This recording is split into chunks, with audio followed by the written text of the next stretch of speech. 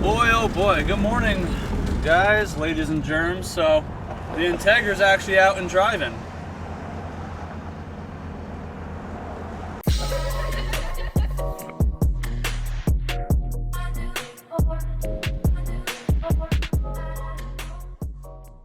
So today we're just kind of kicking it, but my fiance wanted to put the new tires on the Integra now that we got the tire machine at the shop. So we're on the way to drop that off to then head to a BMW car meet to just, network and hang out.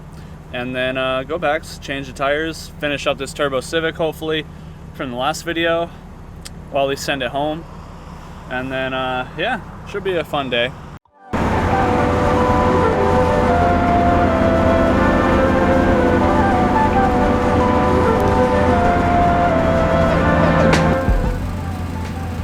How's it going? Not as bad as I expected. You're doing good. I can at least see out of the windshield now. I can't see. I finally have the mirrors too. It was pretty sketchy without the mirrors for a little bit. Yeah. Back from the BMW meet, it was pretty chill. I actually knew some people there, surprisingly. Friends and customers of mine that have turned into friends, so that was nice. We're back at the shop now, so we're just going to do a little tinkering. Haven't heard from the owner yet on the EK about bringing the last little bit, which is like the boost gauge and a new sandwich plate, because this one's leaking. But he should hopefully be here soon, so yeah, we're just going to swap some tires on the Integra, really. I ain't got much else planned, but I figured, Integra content you guys should enjoy. I mean, a lot of you guys ask about it all the time, so we'll have a few minutes of it here.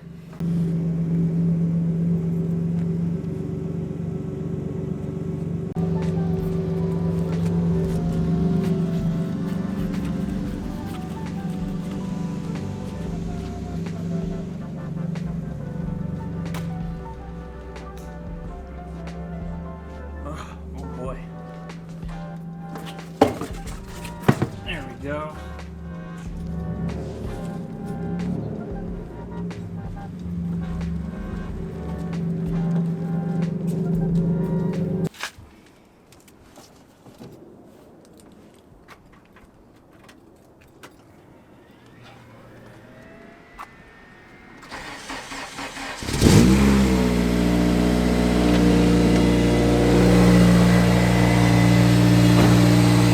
Tighten one of the V-bands.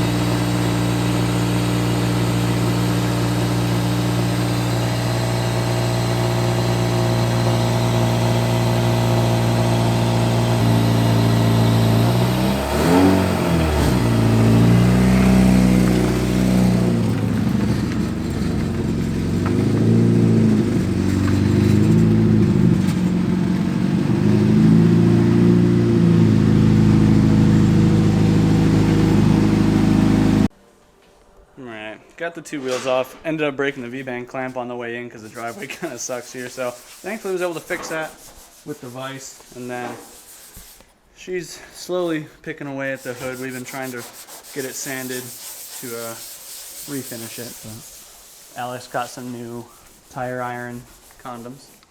Straight from Hunter Engineering. Keep them protected if this one even goes on. They're nice and tight. Ugh. Yeah, I mean, the Integra wheels aren't the fanciest, but I don't know. They still deserve some good love, and they're getting the freshies today, so that'll be awesome. I should have just had you, well, if this thing ever goes home today, but I don't know. I just want to do stuff to the BMW so bad. I haven't showed you guys unless you follow me on Instagram, but I got a new front bumper for it, and I want to paint it, and I want to build a bash bar, and then I'm buying some wheels off of him, and it all wants to fucking... I don't know, after that BMW meet, I'm really mad about my car being so ugly. But it's getting there. Slowly. It's at least very functional. You got the M3 bumper though, so that's a start. Yeah, I do need a lip. That's gonna look... It has the little like baby lip on it, but it doesn't have like that black one that pulled in the Stancy one. I like that lip. Oh, okay. Or what about the one that I have, which is the his looked Schnitzer style? It looked a little. Well, the guy at the meet looked like yours, just taller. Yeah, they do make a couple different versions of it. Like on eBay, they do have the more aggressive one that it's just more exaggerated. I think it's like $100 or $120. I'll have to buy that. Yeah. I don't know. Maybe the drift stuff's really getting me. I just want to be a hot boy now. I did my Stancy stuff way back when in the Integra, and now it's kind of like reviving in me. But now it's like functional stance because I'm gonna have like once I get my angle kit and get that put on, I have all the camber. It'll just be functional. At least up front. My car's gonna look so weird to a lot of you guys that don't understand like drift alignments and stuff, but have like a fat bulldog stance out front with like dumb camber, but then like positive camber and toe in the rear, and it's just gonna look ignorant, but probably drive like crap on the street, especially on the freeways out here, but it'll at least handle really well when we're sideways. Yeah, absolutely. Oh. Heck yeah.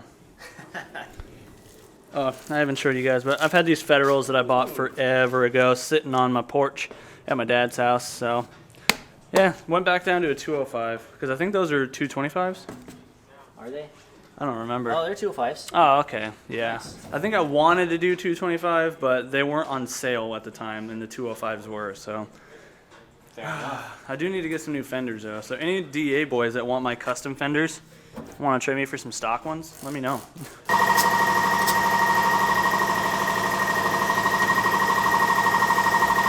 These tires always just look so cool on everything. They're pretty good, like aggressive tread pattern too, so Yeah. kind of nice. I wish that bead would seat though.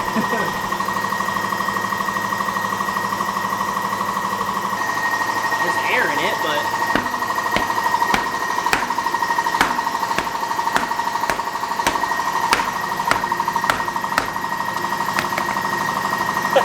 it's right there. Oh, there we go. There we go. Nice. Hell yeah. Took a little NBA action. Yep. Gotta dribble it. Shit. No, it took no weight. Dang. Wow. That's just a good wheel and tire combo. I guess, yeah. That works. Interesting. Oh, it's like that inner diameter is just good enough to give it the squish. You need like a really light rubber mallet.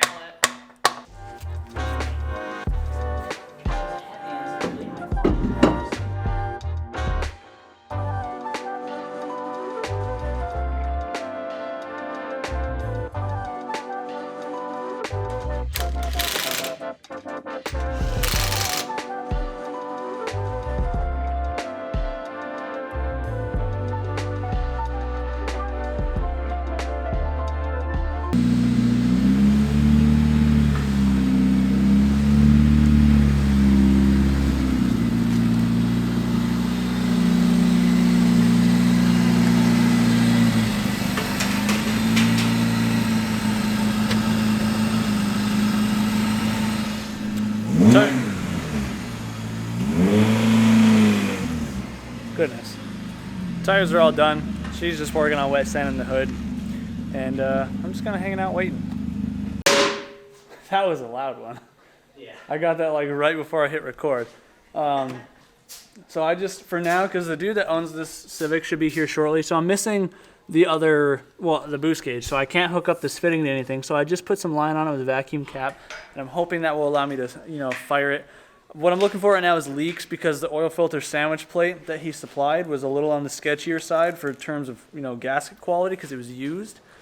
So I snugged it up as good as I could on the housing and stuff, and I don't know what's going to happen. So he should be bringing me another one, but I just want to know right now if it's going to leak or not, because that's going to save him a couple of bucks and me some time, which time right now is kind of important because I got a lot of other work to do. So everything else should be good. I'm going to go ahead and prime this thing and see if we can't fire it up. To prime this, we're just doing it the easy cheater way. Just really quick, we're going to unhook the injectors just so we can circulate some of the oil in here. And we're only going to do a little bit of cranking at a time, then I'm going to take the light under it and check it and see what's going on.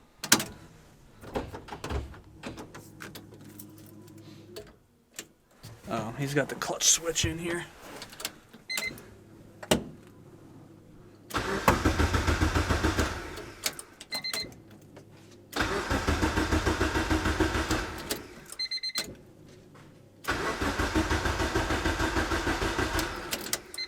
Dude, it is right up on that rack.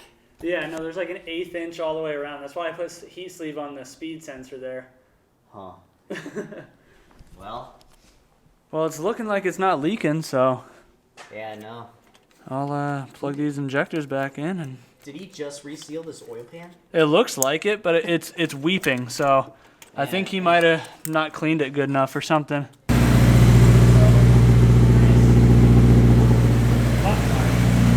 This only has the oil cooling, it doesn't have the coolant? He's not running the coolant. Oh. I always advise people to, but he didn't want to. I see. Yeah. Sort of right up. Yeah. Right. Yeah, so I had the 4-bar on here prematurely. Just put the normal one back on, so I'll tell him to put this on at the dyno. But we're looking good. We'll check underneath for leaks really quick. Check down below if you can.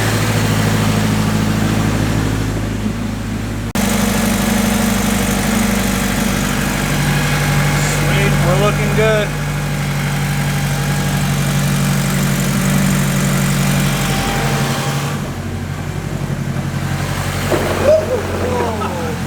Do a kickflip. I was filming that too.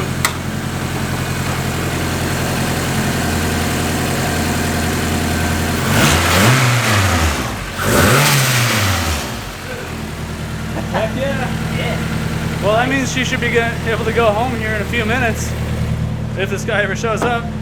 These dudes are over here putting on some twin intakes for Beliebo and the G80. Boring as shit, but let's see if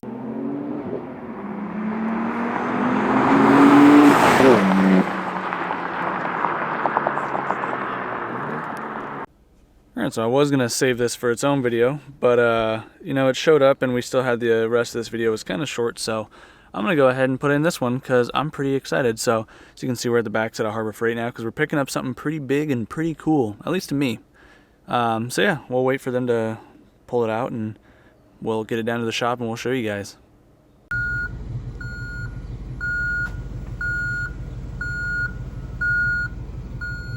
So this setup's so big that we have to come in 2 trips because I kind of balled out and I bought the full setup now. This is what I've been saving for months, and then the shop move ruined the budget for it. But thankfully workflow picked up. I paid down the shop credit card and I was like, you know what, screw it, now is you know, now or never type thing. But yeah, so yeah, we have to go find a way to unload this because the base of it's 400 pounds. So I don't have a forklift at the shop, nor do I have the room for one. I'm thinking we can use the lift to our advantage, but we just need a way to scoot it out onto the lift arms. So I don't know, I might knock around the doors of the other shops and see if anybody around has a forklift, and then my dad's gonna have to come back and grab these other things because I got a job showing up in 20 minutes at the shop. But I'm excited. This thing looks freaking massive and cool. Holy crap, guys, I am so freaking stoked on this. Like, now I know some of you guys might be technicians, so you guys might have some fancy snap-on toolboxes or something, but to me this is wild. I bought this Husky tool cabinet or tool chest, whatever you want to call it, with this top hutch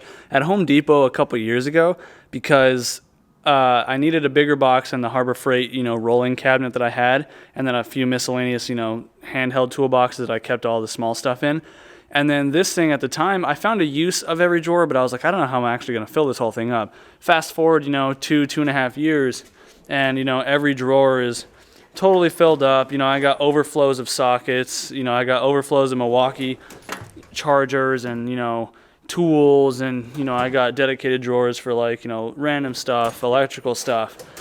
And this toolbox has been great, but it's just overflowing because you can see I've got all this stuff down here, and I've mentioned this in previous videos before, how I have stuff floating all around the shop that are supposed to be, you know, that should be in this toolbox that I've got under there, in that cabinet, in that cabinet, in that cabinet. So here it is. This is one of 4 pieces, actually. So I didn't realize just how massive this thing was. Like, I knew, you know, 72-inch long, 44 inches tall, 22 inches deep or whatever was going to be big, but your brain, I mean, my brain didn't really picture. I was like, oh, we'll just throw it in the truck, throw everything, get it one trip. So fortunately, we couldn't fit everything in one trip. We got this because this was all boxed up on a pallet and stuff, and then we got the end locker right here, which was on its own pallet, and we actually had to take it off the pallet because the way it was loaded in the truck, it was making this teeter, and it's top heavy because it came pre-assembled with the casters and stuff on it.